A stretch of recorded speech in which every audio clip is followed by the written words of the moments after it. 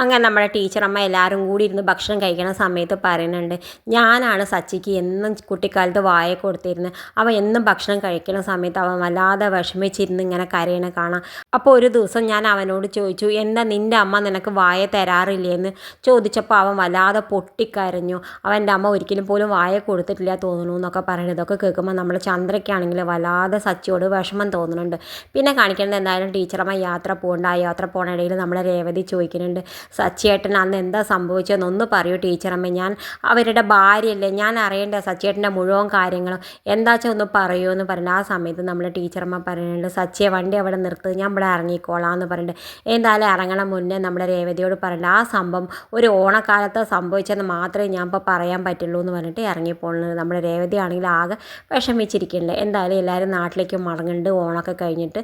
ആ സമയത്ത് നമ്മുടെ ശ്രീകാന്തിനെ MD വന്നിട്ട് ചോദിക്കുന്നുണ്ട്, ശ്രീകാന്ത് എവിടെയെന്നൊക്കെ ചോദിക്കുന്നുണ്ട്. ആ സമയത്ത് വർഷ വന്നിട്ട് പറയുന്നുണ്ട്, നിങ്ങൾ എന്തിനാണ് ശ്രീകാന്തിനെ അന്വേഷിക്കണേ, എൻ്റെ ഭർത്താവിനെന്ന് ചോദിക്കുന്നുണ്ട്. ആ സമയത്ത് നമ്മുടെ ശ്രീകാന്ത് താഴത്തേക്ക് ഇറങ്ങി വേണ്ടി എന്താ മാഡം എന്നൊക്കെ ചോദിക്കുന്ന സമയത്ത് നമ്മുടെ മാഡം പറയുന്നുണ്ട്, ഞാൻ ശ്രീകാന്തിനെ എൻ്റെ വർക്കിംഗ് പാർട്ട്ണറാക്കാൻ ആലോചിക്കുകയാണെന്ന് പറയുന്നത്. എന്തായാലും നമ്മുടെ ശ്രീകാന്തിനെ കേൾക്കുമ്പോൾ വലിയ സന്തോഷമാവുന്നുണ്ട്, വീട്ടുകാർക്ക് മുഴുവനും സന്തോഷമാവുന്നുണ്ട്. പക്ഷെ നമ്മുടെ വർഷയ്ക്ക് മാത്രം സന്തോഷമാവണില്ല. ഇത് കാണിച്ചും കൊണ്ടാണ് ഇന്നത്തെ പ്രമോ അവസാനിക്കുന്നത്. ഇതുപോലെ പ്രമോ വിശേഷങ്ങൾ നിങ്ങളുടെ മുന്നിൽ എളുപ്പത്തിലെത്താൻ ഈ ചാനൽ ഒന്ന് സബ്സ്ക്രൈബ് ചെയ്യാൻ മറക്കരുത്.